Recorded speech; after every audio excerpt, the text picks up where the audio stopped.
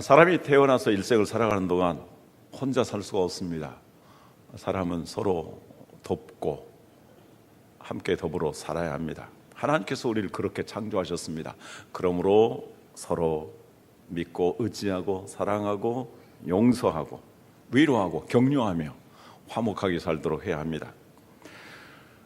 사람 맨 처음 태어날 때에 요즘 같으면 의사와 간호사의 도움을 받습니다.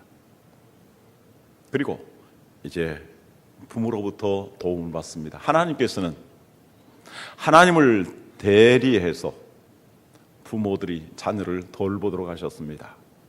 그래서 어린 자녀들은 부모에 대한 절대적인 신앙을 갖습니다. 우리 부모님은 모든 것을 다 아신다. 전지자에 대한 신앙 같은 것입니다. 우리 부모님 모든 것을 다 하신다. 전능자에 대한 신앙 같은 것입니다. 우리 부모님은 모든 걸 우리에게 다 베푸신다. 절대자에 대한 신앙 같은 것입니다. 그러나 어린아이가 자라면서 우리 부모님도 모르는 것이 있고 못하는 것이 있고 들어줄 수 없다라는 것을, 들어줄 수 없는 것이 있다라는 것을 알게 됩니다. 부모님도 인간이기 때문입니다. 나중에 부모님은 점점 나이가 드시면서 약해지고 쇠하여지고 질병에 걸리고 그리고 언젠가는 하늘나라로 가십니다. 부모에게 그리고 모든 사람들에게는 한계가 있습니다. 그러므로 우리가 이 세상 살아가면서 서로 도움을 주고 사랑하며 사는 것도 중요하지만 이보다 더 중요한 것은 우리를 영원토록 지키시고 도와주시는 하나님을 의지하는 것입니다. 시편 146편 3절에서 5절 말씀합니다. 귀인들을 의지하지 말라. 도울 힘이 없는 인생도 의지하지 말지니 그의 호흡이 끊어지며 흙으로 돌아가서 그날에 그의 생각이 소멸하리로다. 5절 다 같이 읽습니다. 야곱의 하나님을 자기의 도움으로 삼으며 여호와 자기 하나님에게 소망을 두는 자는 복이 있도다. 하나님을 우리의 도움으로 삼으며 하나님, 나의 하나님을 나의 영원한 소망으로 삼으시는 여러분들이 되기를 주님의 이름으로 축원합니다. 시편 121편은 예루살렘 성전을 향해서 올라가는 순례자들이 부른 노래입니다. 또한 기도입니다. 이스라엘 백성들은 흩어져 살다가 중요한 절기 때가 되면 예루살렘으로 모입니다. 어떤 사람은 하루길, 어떤 사람은 열흘길을, 어떤 사람은 해외에서 한 달을 몇 달을 걸쳐서 옵니다. 이스라엘의 3대 절기인 유월절, 오순절, 초막절 때에는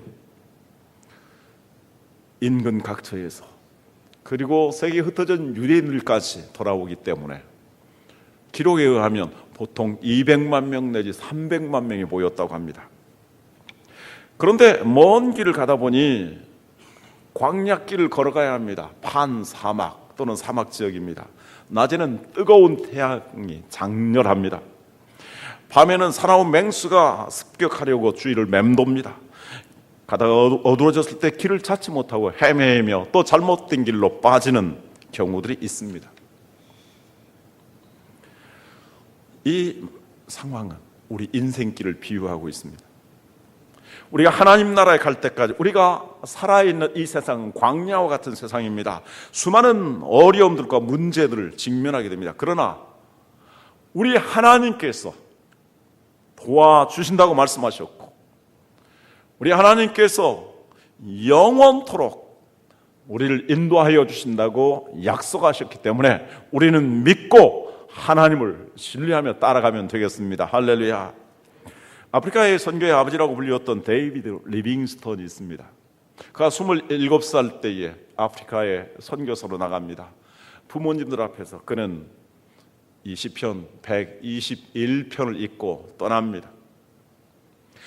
우리가 2015년을 시작하면서 리빙스턴과 같은 마음을 가지고 이 말씀을 하나님이 우리에게 주시는 말씀으로 알고 2015년을 하나님께서 우리를 부르실 때까지 주님 다시 오실 때까지 이 말씀 의지하고 하나님의 도우심을 힘는 여러분들이 되시기를 바랍니다. 나를 도우시는 하나님, 우리 하나님은 어떤 분이십니까? 우리를 도우시는 하나님이라고 말씀합니다. 시편 122편 1절 2절 다시 봅니다. 내가 산을 향하여 눈을 들리라. 나의 도움이 어디서 올까? 나의 도움은 천지를 지으신 여호와에게서로다. 예루살렘은 아주 높은 산 위에 있습니다. 그리고 그 산에 거의 정상 부분에 예루살렘 성전이 있습니다. 사람들이 순례의 길을 가며 성전에 올라가려고 하는데 높은 산이 가로막혀 있습니다. 그 산은 높고 가파르고 삭막하고 험합니다. 우리가 인생을 살아가다 보면 이러한 산들이 우리의 앞길을 가로막을 때가 많이 있습니다. 제가 태어날 때 가장 넘기 어려운 산이 보릿고개였습니다. 제가 보리가 있기 전에 태어났는데 6.25 전쟁 중이어서 제가 여러 차례 말씀드렸습니다만 우리 어머님은 제가 태어나기 전날에도 20리나 가서 쑥을 뜯어다가 죽을 쏘아서 가족들 나눠 먹였습니다. 저는 그 쑥죽을 먹은 어머니의 젖을 먹고 자랐습니다. 제가 태어나는 날 우리 어머님에게 산기가 오지 않았더라면 저는 쑥대밭에서 태어날 뻔했습니다. 보릿고개, 가난과 배고픔, 얼마나 어려웠는지 모릅니다. 조금 여유 있는 사람들은 입시의 산이 굉장히 컸습니다. 요즘 입시는 옛날에 비하면 입시도 아닙니다. 제가 중학교에 들어갈 때는 다 시험을 봐야만 했습니다.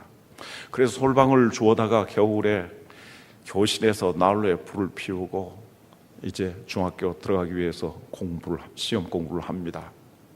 그렇게 해서 중학교에 들어가는 사람이 약 30%, 고등학교에 들어가는 사람이 약 20%. 제가 또 대학에 들어가기 전에 예비고사가 생겼지 않습니까? 그래서 대학은 적은데 대학 들어갈 사람이 많습니다. 그래서 예비고사 치르고 본고사는 전부 주관식입니다. 거의 전부 주관식. 이렇게 공부해서 대학에 들어가는 사람이 약 7%에 불과했습니다. 요즘에는 취업의 산이 몹시 크고도 험하다고 합니다. 요즘 젊은이들이 직장 구하기 얼마나 어렵습니까? 대학을 나와도 직장 구하기 어렵습니다. 제가 어제 인터넷을 보니까 2014년도에 구급 공무원의 경쟁률이 66.6대 1이었습니다. 어마어마합니다. 대한민국 공무원들은 정말로 엄청나게 높은 고지를 오른 사람들입니다. 세월호 참사 이후에 경제가 심각합니다. 세계적으로 경제가 다 얼어붙었습니다. 그러다 보니까 요즘 대기업들도 어렵고 중소기업 망하는 데가 한두 군데가 아닙니다. 어떤 분은 감기 한 번 걸리지 않았는데 갑자기 병원에 가서 봤더니 암 몇 기라고 이야기를 합니다. 질병의 산이 그의 인생의 앞을 가로막은 것입니다. 우리 앞에 이러한 많은 산들이 놓여 있을 때 여러분들은 어떻게 하시겠습니까? 제일 처음에 오는 것은 불안과 두려움, 그리고 좌절감, 낙심하게 됩니다. 하나님께서는 우리에게 말씀합니다. 그러한 문제를 보지 말고 그 문제를 뛰어넘으시며 그 문제를 해결하시는 하나님을 바라보라고 말씀합니다. 산이 있지만 그 산 너머 성전에 역사하시는, 그래서 우리를 도우시는 하나님을 보라고 말씀하십니다. 할렐루야. 지금 수많은 사람들이 이 혹독한 추위를 무릅쓰고 산으로 바닷가로 나갔습니다. 왜일까요? 너무나 사는 것이 어렵기 때문입니다. 무엇을 보려고 나갔을까요? 떠오르는 태양을 보기 위해서겠죠. 내일 태양이 모습을 드러내지 못할지 모르겠습니다만 해라도 바라보고 복을 빌려고 하는 그 심정이 얼마나 안타까운 심정이겠습니까? 그러나 해는 아무리 바라보아도 그 해를 향해서 기도를 해도, 소원을 적어서 바다에 띄워도, 소원을 적어서 불에 태워서 하늘로 올려 보내도 불은, 물은, 태양은 아무런 것도 도와줄 수가 없습니다. 그 옛날 태양신을 숭배했던 이집트는 지금 어떻습니까? 옛날 도읍지는 다 폐허가 되었습니다. 그리고 그 높고 비옥한 땅은 거의 다 사막이 되고 말았습니다. 우리를 진정 도와주시는 분 누구입니까? 성경은 말씀합니다. 천지를 지으신 여호와 하나님이시라고 말씀합니다. 태양과 같은 분이 아니라 태양을 지으신 하나님, 달을 지으신 하나님, 별을 지으신 하나님, 그 하나님이 우리 하나님이시요 그 하나님이 하나님의 백성들을 도우신다고 약속하셨습니다. 그러므로 어떠한 문제가 있다 할지라도 그 문제를 뛰어넘어 그 모든 문제를 해결하실 수 있는 능력을 주신, 우리를 절대적인 능력으로 도와주시는 하나님을 바라보시기를 바랍니다. 성경 말씀 몇 구절 읽습니다. 시편 123편 1절 2절 같이 읽습니다. 하늘에 계시는 주여, 내가 눈을 들어 주께 향하나이다. 상전의 손을 바라보는 종들의 눈같이, 여주인의 손을 바라보는 여종의 눈같이 우리의 눈이 여호와 우리 하나님을 바라보며 우리에게 은혜 베풀어 주시기를 기다리나이다. 시편 60편 5절 같이 읽습니다. 나의 영혼아, 잠잠히 하나님만 바라라. 무릇 나의 소망이 그로부터 나오는도다. 시편 이사야 43 31절 같이 읽습니다. 오직 여호와를 앙망하는 자는 새 힘을 얻으리니 독수리가 날개치며 올라감 같을 것이요 다른 박질하여도 곤비하지 아니하겠고 걸어가도 피곤하지 아니하리로다. 하나님이 이렇게 도와주신다고 약속하셨기 때문에 하나님 이외에 도울 힘이 없는 그 어떤 사람도 의지하지 마십시오. 때로는 나의 부모도, 나의 형제도, 나의 아내도, 나의 부부도 나를 다 도와줄 수가 없습니다. 돈도 의지하지 마십시오. 돈을 의지했다가 믿음에서 떠나 세상 길로 간 사람들이 얼마나 많이 있습니까? 2015년 우리의 마음을 새롭게 해서 우리를 도우시는 하나님, 우리의 소망이신 하나님, 우리에게 새 힘을 주시는 하나님, 그 하나님을 바라보며 하나님의 도우심을 힘입어서 힘차게 달려가는 여러분들이 되시길 주님의 이름으로 축원합니다. 1936년 미국 인디애나 주의 알렉산드리아라는 곳에서 빌 게이더라는 사람이 태어났습니다. 그는 노래 부르기를 아주 좋아했습니다. 그럼 벌써 고등학교 때 자기 누님하고 같이 동생하고 셋이서 보컬 그룹을 만들어서 게이더 트리오라는 밴드를 만들어서 연주하러 다녔습니다. 정말 자기는 놀라운 실력, 악기를 잘 다루는 실력, 노래를 잘하는 실력을 가지고 있다고 생각했는데 사람들은 냉랭했습니다. 사람은 초청해 주지 않았습니다. 하는 수 없이 그는 영어 교사가 되었습니다. 영어 교사가 되었는데도 노래하고자 하는 꿈을 결코 접을 수가 없었습니다. 그러던 중에 한 아내를 만났습니다. 그 부인은 노래를 잘 작곡하는 사람이었습니다. 그래서 아내는 노래를 작곡하고 자기는 작사하고 그리고 노래를 불렀습니다. 그가 불렀던 유명한 노래 두 가지를 소개한다면 살아계신 주 나의 참된 소망. 서울 온누리교회에서 예배 끝날 때 항상 그 노래를 부릅니다. 그리고 He touched me.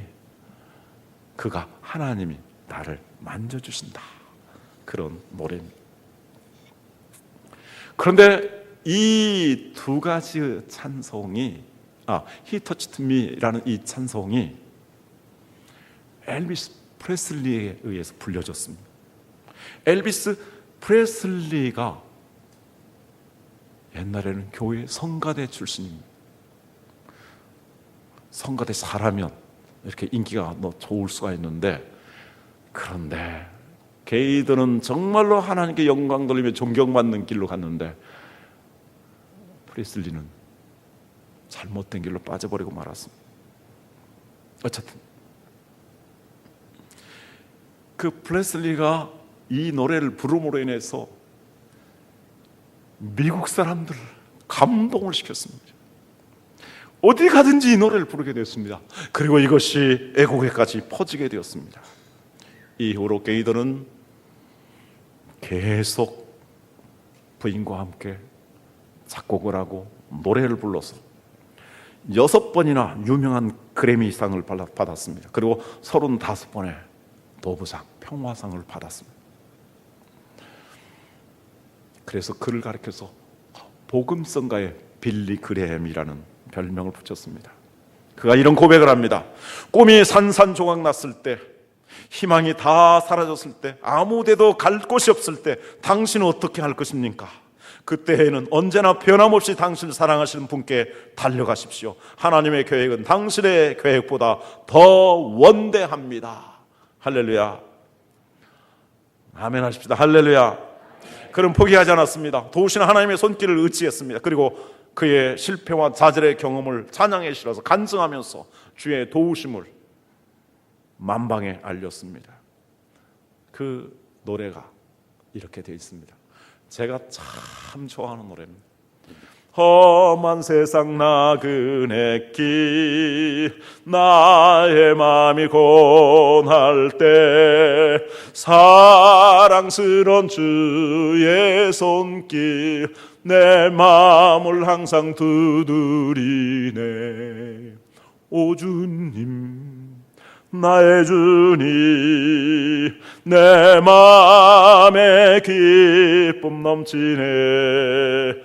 나의 기쁨, 나의 생명, 주 손길 날 구원했네.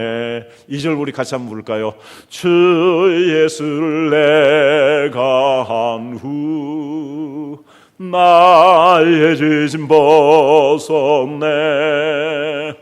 영원토록 감사하며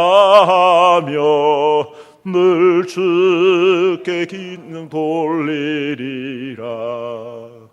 오 주님, 나의 주님, 내 마음에 기쁨 넘치네. 나의 기쁨, 나의 생명, 주 손길 날 구원했네. 가사의 핵심은 3절에 있습니다.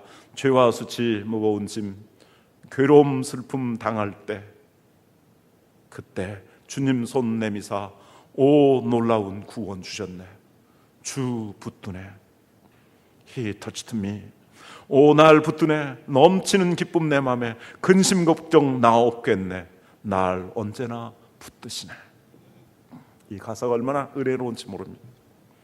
사람들은 떠나도 내가 실패하고 절망할 때도 주님 의지하며 주님이 나를 붙들어 주시고 나를 일으켜 세워 주신다고 약속하신 것입니다. 이스라엘 백성들이 어떻게 430년 동안 종살이 하다가 노였습니까? 하나님께서 유월절 어린 양을 통해서 그들을 구원해 주셨기 때문입니다. 어떻게 홍해를 건넜습니까? 하나님 홍해를 갈라 주셨기 때문입니다. 어떻게 그들이 40년 동안 광야에서 먹고 마시고 의복이 헤어지지 아니하고 신들이 헤어지지 아니하고 이 기적 같은 삶을 영위할 수 있었습니까? 하나님이 도와주셨기 때문입니다. 이와 마찬가지로 하나님은 하나님 백성들이 하나님을 의지할 때에 하나님께서 책임져 주시고 도와주신다고 약속하셨습니다. 그러면 하나님께서 우리를 어떻게 도와주실까요? 하나님이 도우시는 손길에 대해 생각해 봅니다. 첫째, 실족치 않게 하신다고 말씀합니다. 3절 여호와께서 너를 실족하지 아니하게 하시며 너를 지키시는 이가 졸지 아니하시리로다 라고 말씀했습니다. 사람이 앞으로 나아갈 때에 발을 잘못 디뎌서 넘어질 수가 있습니다. 우리 형님도 81세가 이제 되셨는데 며칠 전에 넘어지셔서 환도뼈가 깨졌고 그 병원에 입원하고 계십니다. 꼼짝 못합니다. 이 광야길 가는데 어둑한 곳, 웅덩이도 있고 골짜기도 있고 함정도 있습니다. 돌뿌리도 있습니다. 넘어지면 다칩니다. 크게 넘어지면 일어날 수 없고 죽을 수도 있습니다. 가지 않아야 될 길을 잘못 가서 넘어질 수가 있습니다. 참으로 어려운 시기에는 모든 것이 불확실합니다. 사람은 한치 앞을 내다볼 수가 없습니다. 이렇게 하면 잘 될 것이라고 생각하고 피차 손을 잡을지라도 오히려 큰 손해를 볼 수가 있습니다. 짐이 너무 무거워서 실족하는 경우가 있습니다. 너무 많은 일, 너무 많은 욕심, 감당할 수 없는 일을 하다가 넘어지면 크게 꼬꾸라집니다. 그 충격에서 벗어나기 어렵습니다. 올라가다가 실족하면 크게 떨어집니다. 높이 올라갔는데 떨어지면 재기 불가능할 수 있습니다. 추락하는 것은 날개가 없기 때문입니다. 그러나 우리 하나님은 이 모든 실족할 가능성이 있는 데서 우리를 지켜주시겠다고 약속하셨습니다. 우리 성도님들, 주님이 지켜주시니까 우리가 오늘 여기 있는 것이 아니겠습니까? 온갖 위험, 어려움, 사고, 질병 가운데서도 지금까지 보호하여 주셨기 때문에 오늘 이 자리에서 하나님을 향하여 예배하게 되고 또 하나님의 도우심을 우리가 구하는 것이 아니겠습니까? 하나님께서는 우리의 발걸음을 붙들어 주셔서 위태한 일, 위험한 일, 그리고 무거운 일, 괴로운 일, 이 모든 짐을 대신 지시며 길들을 바로 인도하여 주시며 우리를 곧은 길로 이끌어 주실 거라고 약속하십니다. 그래서 시편 55편 22절 말씀합니다. 같이 읽습니다. 내 짐을 여호와께 맡기라. 그가 너를 붙드시고 의인의 요동함을 영원히 허락지 아니하시리라. 얼마나 감사합니까? 우리 인생의 짐이 얼마나 무겁습니까? 얼마나 힘들고 어렵고 고통스럽습니까? 문제없는 사람이 아무도 없습니다. 부부간에, 부모와 자녀 사이에, 직장에서, 교회에서 문제가 얼마든지 있을 수 있습니다. 그러나 주님이 그 모든 걸 다 맡기라고 말씀합니다. 질병이 있습니까? 다윗은 그 질병 때문에 하나님 앞에 호소하며 기도하였습니다. 그랬더니 하나님이 그를 이렇게 일으켜 세워주셨습니다. 그가 고백합니다. 시편 40편 2절 같이 읽습니다. 그가 나를 기가 막힐 웅덩이와 수렁에서 끌어올리시고 내 발을 반석에 두사 내 걸음을 견고하게 하셨도다. 세 번째, 늘 깨어 지켜주신다고 말씀합니다. 4절, 이스라엘 지키시는 이는 졸지도 아니하시고 주무시도 아니하시리로다. 우리가 피곤해서 지칠 때 낮에도 졸면서 방심하는 수가 있습니다. 그러나 하나님께서는 그 시간에도 우리 옆에서 지켜주신다고 말씀합니다. 하루 종일 바쁜 일, 힘든 일, 어려운 일을 하다가 잠들어서 죽은 사람처럼 쓰러집니다. 그 시간에도 주님은 주무시지 아니하시고 우리 곁을 지켜주신다고 약속하십니다. 야곱이 에서의 분노를 피하기 위해서 하루 종일 외산천집을 향해서 달려갑니다. 원문에 의하면 공중에 떠간다라고 기록하고 있습니다. 경보는 발을 다 떼어서는 안 됩니다.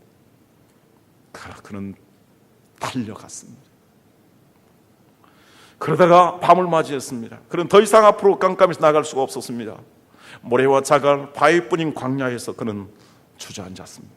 너무나 피곤하여 잠을 이루지 아니하려고 위험하기 때문에. 그러나 눈꺼풀이 내려앉고 졸게 됩니다. 졸다가 이윽고 돌 위에 머리를 대고 골아 떨어집니다. 광야에는 맹수의 위험이 있습니다. 강도와 도적의 위험이 있습니다.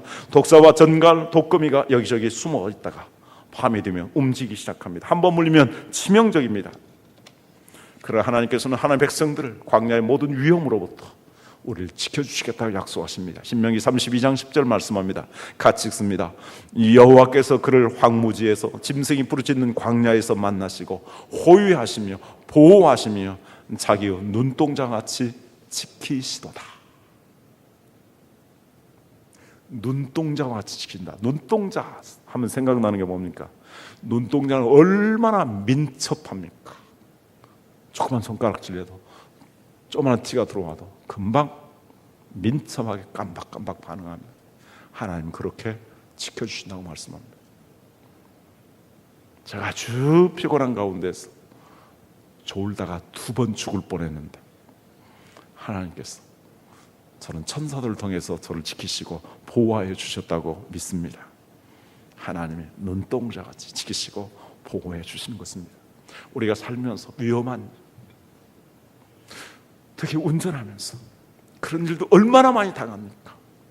그런 하나님께서 졸지도 아니하시고 주무시도 아니하시고 우리를 지켜주시는 것입니다. 세 번째, 하나님께서 우리의 그늘이 되어주신다고 약속하십니다. 5절, 여호와를 너를 지키시는 이시라. 여호와께서 내 오른쪽에서 내 그늘이 되시느니라. 광야길을 가려면 뜨거운 태양볕을 온몸에 땀을 흘리면서 그 길을 걸어가게 됩니다. 얼마나 또 목이 타겠습니까? 가도 끝이 없는 광야길을 갈 때에 주님이 종려나무와 같이 그늘이 되어주신다고 말씀합니다. 오아시스와 같이 샘물이 되어주실 것을 말씀합니다. 제가 미국에 가서 잠시 공부하는 동안에 피닉스라는 곳을 가봤는데 불사조라는 뜻을 가지고 있죠. 가도 사막이고, 그리고 사막이다 못해서 새카맣게 타 있는 것이, 모래까지도 새카맣게 변한 것이 끝이 없이 이어집니다. 오직 있는 것은 선인장, 그리고 그 아래에 전갈, 그리고 독충, 이런 것들이 있습니다. 이스라엘 백성들이 40년 동안 광야길을 갈 때에 하나님께서는 낮에는 뜨거운 태양을 구름 기둥으로, 밤에는 정말 몸서리게 추운데 불기둥으로 그들을 지키시고 보호해 주셨습니다. 무려 40년 동안이요. 성경이 이렇게 말씀하고 있습니다. 출애굽기 13장 말씀, 여호와께서 그들 앞에서 가시며 낮에는 구름 기둥으로 그들의 길을 인도하시고 밤에는 불 기둥을 그들에게 비추사 낮이나 밤이나 지나가게 하시니 낮에는 구름 기둥, 밤에는 불 기둥이 백성 앞에서 떠나지 아니하니라. 항상 앞에서 이렇게 인도해 주셨습니다. 여기 떠나지 아니한다라는 말씀이 계속 있습니다. 하나님께서 힘들고 어려울 때, 우리 인생의 광야길을 걸어갈 때에 너무너무 뜨거워서 견딜 수 없는, 너무 목 타서 견딜 수 없는, 너무너무 추워서 몸서리치는 그 가운데서도 하나님께서 너의 모든 것을 안다, 나를 의지하라. 그러므로 우리가 하나님, 내가 너무 춥습니다, 너무나 뜨겁습니다, 하나님 내가 너무나 목마릅니다, 내가 너무 힘듭니다, 이렇게 하나님 앞에 부르짖고 하나님 앞에 간구하며 하나님께서, 전지를 지으신 하나님께서 우리를 도와주신다고 약속하십니다. 네 번째, 모든 환난을 면하게 하신다고 말씀합니다. 7절, 여호와께서 너를 지켜 모든 환난을 면하게 하시며 또 내 영혼을 지키시리로다. 환난은 나 개인의 잘못 때문에 오는 것만이 아닙니다. 환난은 여러 방편으로서 내가 감당할 수 없는 일들입니다. 정치적인 환난이 있습니다. 그래서 쿠데타가 일어나면 우리는 어찌할 수 없습니다. 경제적인 환난이 있습니다. 지금 그 환난에 어려움이 있지 않습니까? 치명적인 질병에 걸릴 수가 있습니다. 적들에 의해서 전쟁이 일어나는 환난이 있습니다. 가뭄과 홍수, 그리고 혹한과 혹선한 환난이 있습니다. 이 환난은 내가 저지른 것이 아니고, 또한 내가 해결할 수 있는 것도 아닙니다. 내 힘으로 어떻게 할 도리가 없습니다. 그러나 하나님께서는 그 환난에서 피난처가 되어주시고, 무엇보다도 그 환난 가운데서 우리의 영혼을 지켜주시겠다고 약속하셨습니다. 여기 영혼을 지켜주신다라는 약속은 대단히 중요합니다. 사람은 원치 않는 환난, 뜻하지 않는 환난, 감당할 수 없는 환난을 당할 때 어떤 반응을 가질까요? 사포자기하게 됩니다. 나는 할 수 없어, 나는 글렀어, 나는 희망이 없어. 그래서 스스로 인생을 포기하는 경우가 많이 있습니다. 우리나라의 인생을 스스로 포기하는 사람들이 얼마나 많이 있습니까?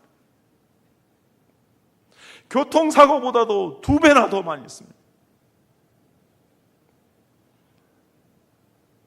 너무나 가슴 아픈 상황들이죠.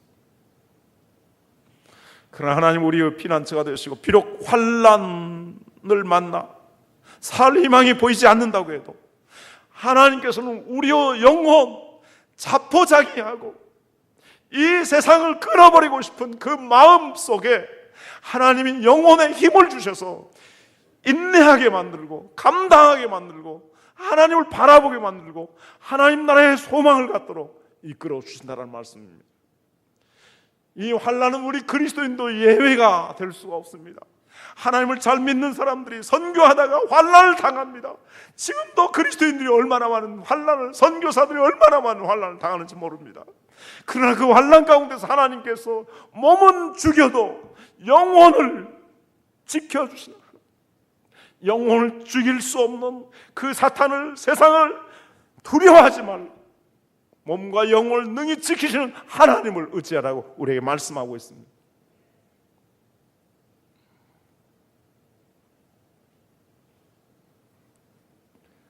그래서 정말 하나님이 이 세상에서 어쩔 수 없는 환난을 우리가 당하는 가운데서 때로는 목숨을 잃어버리고 재산을 잃어버린다 할지라도 내 영혼만큼은 하나님께서 낙심하지 아니하도록 하나님을 붙들고 의지할 수 있도록 감당할 수 있는 힘을 주신다라는 말씀입니다. 시편 46편 1절 같이 읽습니다. 하나님은 우리의 피난처시요 힘이시니 환난 중에 만날 큰 도우심이라. 이사야 43장 2절 같이 읽습니다. 내가 물 가운데로 지날 때에 내가 너와 함께 할 것이라. 강을 건널 때 물이 너를 침몰하지 못할 것이며 내가 불 가운데로 지날 때에 타지도 아니할 것이요 불꽃이 너를 사르지도 못하리니. 환난에 물결이 있습니다. 환난에 불이 있습니다. 우리 그리스도인들 다 면케해 주신다고 말씀하지 않았습니다. 우리 그리스도인들도 그 환난의 강물을 통과해야 할 때 있고 그 환난의 불 가운데를 통과해야 될 까 있습니다. 그럴 때에도 하나님께서 우리 영혼을 지켜주시겠다고 사드락과 메삭과 아벳네고를 지켜주셨던 것처럼 그리고 다니엘을 지켜주셨던 것처럼 그 환난에서 우리를 지켜주시겠다고 약속하십니다.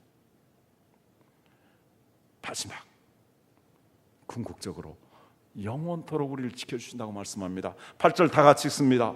여호와께서 너의 출입을 지금부터 영원까지 지키시리로다. 지금은 언제입니까? 오늘 2015년을 맞이했는데 2015년 1월 1일 지금부터. 언제까지입니까? 주님 다시 오실 때까지, 우리가 주님의 부르심을 받고 천국에 갈 때까지 우리를 지켜주신다고 말씀합니다. 이 세상에서 아무리 성공했다 할지라도 그 영혼이 하나님의 보호를 받지 못하고 그의 영혼과 몸이 천국에 이르지 못한다면 그는 이 세상에서 진정한 의미에서 실패한 사람이에요. 그 실패는 참으로 두려운 것입니다.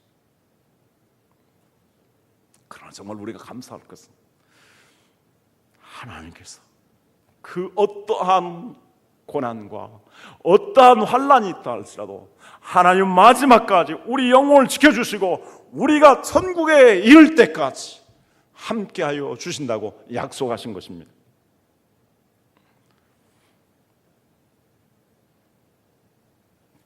내 자신의 문제, 가정의 문제, 자녀의 문제, 생활의 문제, 사업의 문제, 여러 문제가 있을 수 있습니다.